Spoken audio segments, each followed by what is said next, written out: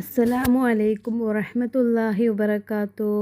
അൽഹംദുലില്ലാഹി റബ്ബിൽ ആലമീൻ. അല്ലാഹുമ്മ സ്വല്ലി അലാ സയ്യിദിന മുഹമ്മദിൻ വഅലാ ആലി സയ്യിദിന മുഹമ്മദ്. ഇന്ന് നമ്മൾ പറയുന്ന ടോപ്പിക്ക് ആദ്യം തന്നെ ഏതാണെന്നുള്ള ദിക്ർ ഞാൻ നിങ്ങൾക്ക് പറഞ്ഞു തരാം. ഹസ്ബുനല്ലാഹു വനിഅമൽ വക്കീൽ. ഈ ദിക്റാണ് ഇന്ന് ഞാൻ നിങ്ങൾക്ക് പറഞ്ഞു തരുന്നത്. എനിക്ക് ചൊല്ലിയിട്ട് ഒരുപാട് ഫലം കിട്ടിയ ദിക്റാണ് കേട്ടോ ഇത്. അപ്പോൾ ഇതിൻ്റെ അർത്ഥം നമുക്ക് എന്താണെന്ന് നോക്കാം. അള്ളാഹു ഞങ്ങൾക്ക് മതി, കാര്യങ്ങൾ ഏൽപ്പിക്കാൻ ഏറ്റവും ഉത്തമനായ രക്ഷാധികാരിയാണ് അവന്. അതാണ് ഇതിൻ്റെ അർത്ഥം. ഈ ദിക്റിന് വലിയ മഹത്വങ്ങളുണ്ട്. വിഷമങ്ങളിലും പ്രതിസന്ധികളിലും അള്ളാഹുവിൽ പൂർണ്ണ വിശ്വാസം വെക്കാൻ സഹായിക്കുന്നു. അതുപോലെ തന്നെ മനസ്സിന് സമാധാനവും ധൈര്യവും നൽകുന്നു.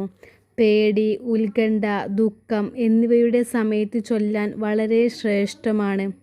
ഖുർആനിൽ വിശ്വാസികളുടെ ദുആയായി പരാമർശിക്കപ്പെട്ടിട്ടുണ്ട്. ഒരു ഹദീസ് പ്രകാരം നിങ്ങൾക്ക് എല്ലാവർക്കും ഉണ്ടാവും ആ ഒരു ചരിത്രം.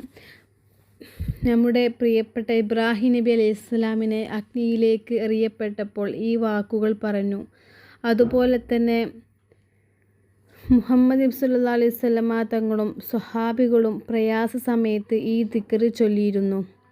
ആ ഒരു ചെറിയ ദുആയാണിത്. ഹസ്ബുനല്ലാഹു വനിഅമൽ വക്കീൽ. ഞാനും എനിക്ക് പ്രയാസവും ഇടങ്ങേറും ദുഃഖമൊക്കെ വരുമ്പോൾ ഈ ദിക്റിനെ അധികരിപ്പിക്കലുണ്ട് കേട്ടോ. പക്ഷെ ഞാൻ ഈ ദിക്റിനെ അധികരിപ്പിക്കുമ്പോൾ നമ്മൾ അധികം രഹസ്യമായി ചൊല്ലുന്നതാണ് ഏറ്റവും നല്ലത്. നമുക്ക് നമ്മുടെ ലൈഫിൽ എന്തായാലും ഒരുപാട് ഇടങ്ങേറുകളും ബുദ്ധിമുട്ടുകളൊക്കെ ഉണ്ടാകും. ആ സമയത്തൊക്കെ ചൊല്ലാൻ എളുപ്പമുള്ളതാണ്. ചൊല്ലിയാൽ ഫലം ഉറപ്പാണ്. അപ്പോൾ എല്ലാവരും ഒന്ന് ചൊല്ലി നോക്കിയിട്ടോ. ഹസ്ബുനല്ലാഹു വനിഅമൽ വക്കീൽ, ഹസ്ബുനല്ലാഹു വനിഅമൽ വക്കീൽ. ദിവസവും കൂടുതലായി ചൊല്ലുന്നത് അള്ളാഹുവിലുള്ള തവക്കൽ, ആശ്രയം വർദ്ധിപ്പിക്കുകയും ഹൃദയത്തിന് ആശ്വാസം നൽകുകയും ചെയ്യും. ചുരുങ്ങിയത് 450 പ്രാവശ്യവും ദിവസവും 450 പ്രാവശ്യം. അത് നമ്മളെ യൂട്യൂബിൽ ലിങ്ക് ഉണ്ട് കേട്ടോ അതിൻ്റെ. അപ്പോൾ ആ ലിങ്ക് വെച്ചിട്ട് നമ്മൾ ഒരുപാട് ജോലി തിരക്കിയതൊക്കെ നമുക്ക് അതിനായിട്ട് ഇരിക്കാനുള്ള സമയമൊന്നും കിട്ടൂല.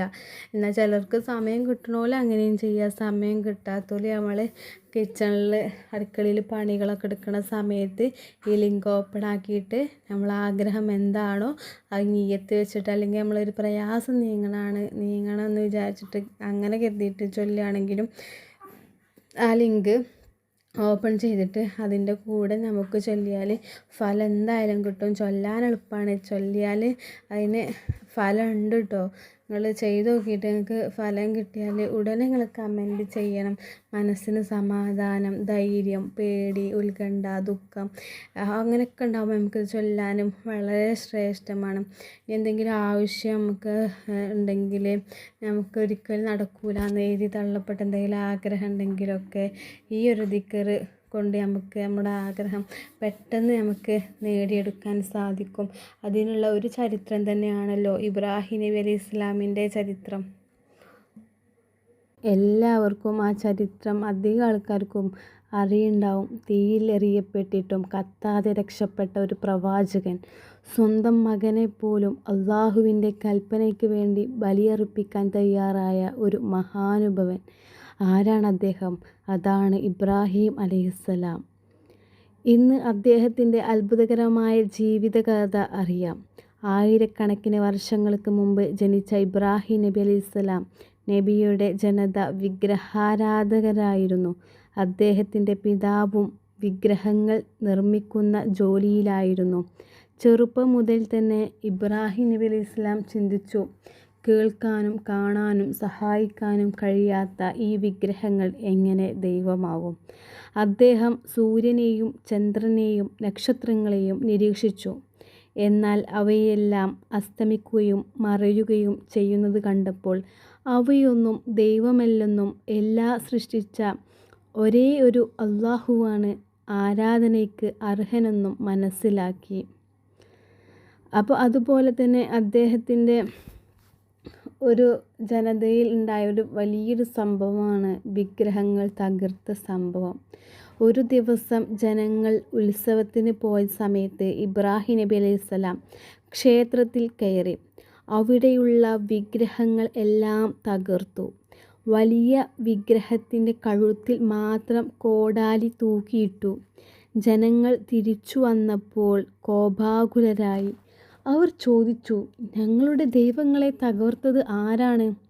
ഇബ്രാഹിം നബി അലൈഹിസ്സലാം പറഞ്ഞു, ആ വലിയ വിഗ്രഹത്തോട് ചോദിക്കൂ, അത് പറഞ്ഞു തരും.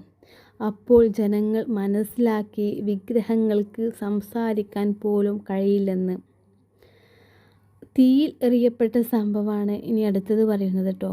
രാജാവായ നമ്രൂദ് ഇബ്രാഹിം അലൈഹിസ്സലാമിനെ ശിക്ഷിക്കാൻ തീരുമാനിച്ചു. വലിയൊരു തീ കത്തിച്ചു. മനുഷ്യ ചരിത്രത്തിൽ അപൂർവമായ ഒരു തീ കൂമ്പാരം ഇബ്രാഹിം നബി അലൈഹിസ്സലാമിനെ അതിലേക്ക് എറിഞ്ഞു. എന്നാൽ അല്ലാഹു സുബ്ഹാനഹു വ തആല തീയോട് കൽപ്പിച്ചു, ഇബ്രാഹിമിന് തണുപ്പും സുരക്ഷിതവുമാകുക. അത്ഭുതം സംഭവിച്ചു. തീ കത്തിക്കൊണ്ടിരുന്നെങ്കിലും ഇബ്രാഹിം നബി അലൈഹിസ്സലാമിന് ഒരു ദോഷവും സംഭവിച്ചില്ല. അവിടെ തണുപ്പും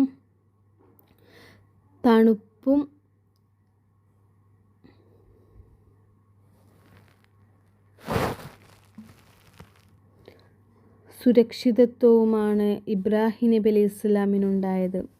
അതുപോലെ തന്നെ ഒരുപാട് ചരിത്രങ്ങളുണ്ട് കേട്ടോ. പിന്നെ ഹാജറ റളിയല്ലാഹു അൻഹും ഇസ്മായിൽ നബി അലൈഹിസ്സലാമും പിന്നീട് അള്ളാഹുവിൻ്റെ കൽപ്പന പ്രകാരം ഭാര്യ ഹാജറ റളിയല്ലാഹു അൻഹയെയും കുഞ്ഞ് ഇസ്മായിൽ നബി അലൈഹിസ്സലാമിനെയും മക്കയിൽ വിജനമായ മരുഭൂമിയിൽ വിട്ടു. വെള്ളവും ഭക്ഷണവും തീർന്നപ്പോൾ ഹാജറ റളിയല്ലാഹു അൻഹ സഫ മർവ മലകൾക്കിടയിലൂടെ. അപ്പോൾ അള്ളാഹുവിൻ്റെ അനുഗ്രഹത്താൽ സംസം കിണർ പൊട്ടിയൊഴുകി. ഇന്നും ലക്ഷക്കണക്കിന് ആളുകൾ സംസം വെള്ളം കുടിക്കുന്നു. വേറൊരു സംഭവമാണ് മകനെ ബലിയർപ്പിക്കാൻ തയ്യാറായ സംഭവം. ഒരു ദിവസം ഇബ്രാഹിം നബി അലൈഹിസ്സലാം സ്വപ്നത്തിൽ തൻ്റെ മകനെ ബലിയർപ്പിക്കാൻ അള്ളാഹുവിൻ്റെ കൽപ്പന ലഭിച്ചു. അദ്ദേഹം മകനോട് കാര്യം പറഞ്ഞു. ഇസ്മായിൽ അലൈഹിസ്സലാം മറുപടി പറഞ്ഞു, പിതാവേ, അള്ളാഹു കൽപ്പിച്ചതുപോലെ ചെയ്യുക.